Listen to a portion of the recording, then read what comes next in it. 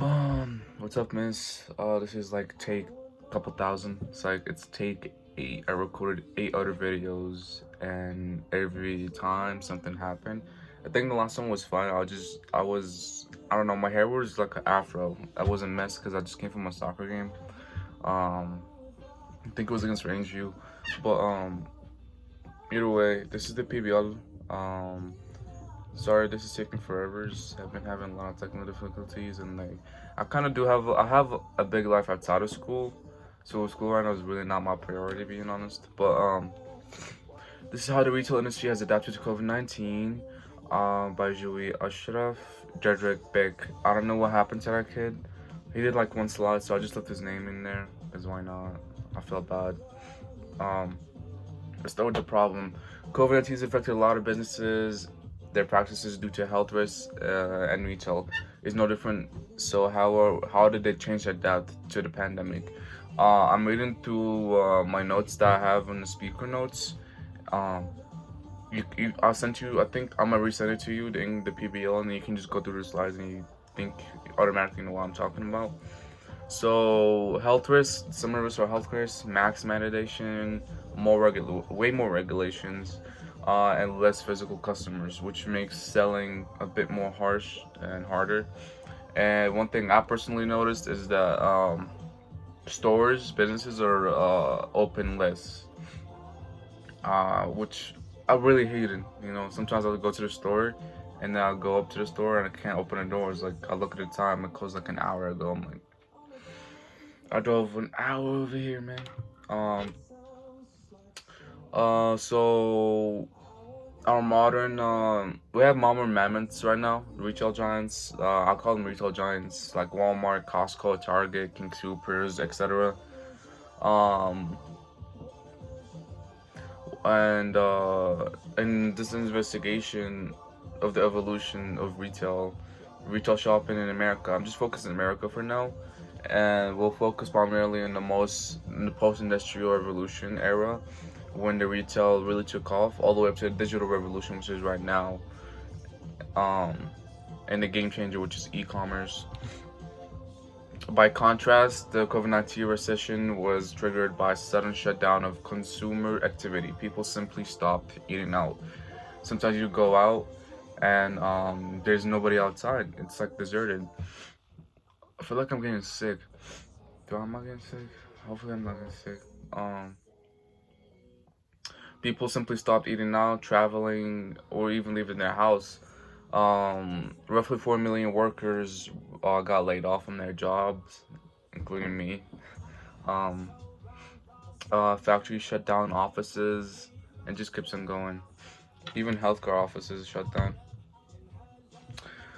Uh, temp- 33% of consumers are finding themselves financially squeezed. I know I am. Uh, with less disposable income compared to before the crisis. So now people are kind of watching what to buy. So stores are not really making that much sales, if that makes sense. Um,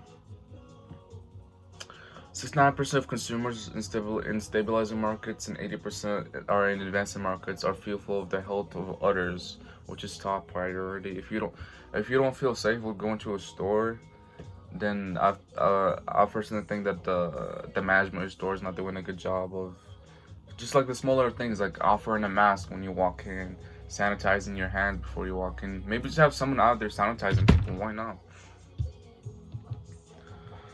But I wanted to take this to an entire perspective of the whole world because I have family living in Morocco, France, and Spain. Um, and As countries come under quarantine orders, consumers around the world start to shun human contact. Retailers are scrambling to adapt. They recognize the global response of the novel of COVID-19. The virus will have significant impact on their businesses. They will understand the situation changing daily, and they know they have little time to respond.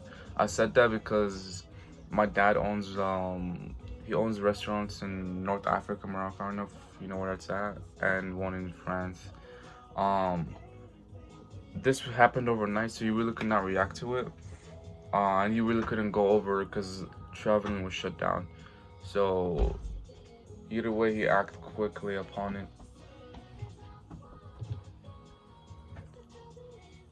While some retailers are seeing demand fall away and the customer shifts channels, others are facing unprecedented spikes in demand.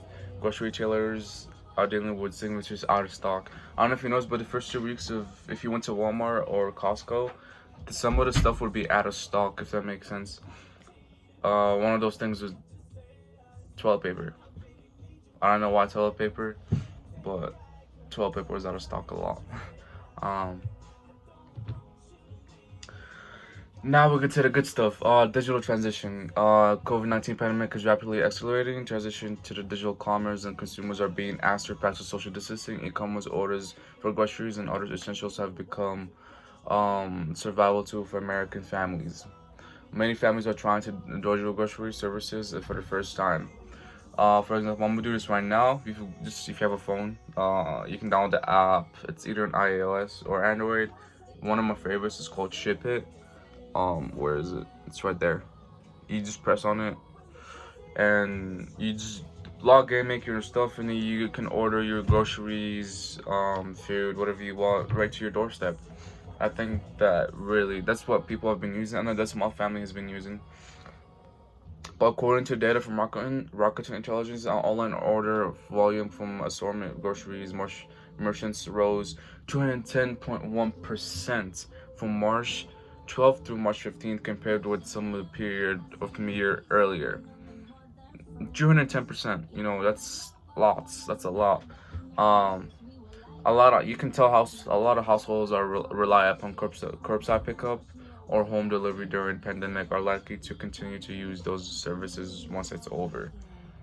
So I feel like even when COVID is over and you can go to your store and just get whatever you want, I think people are still gonna be doing curbside pickup just because it's convenient and it's way faster.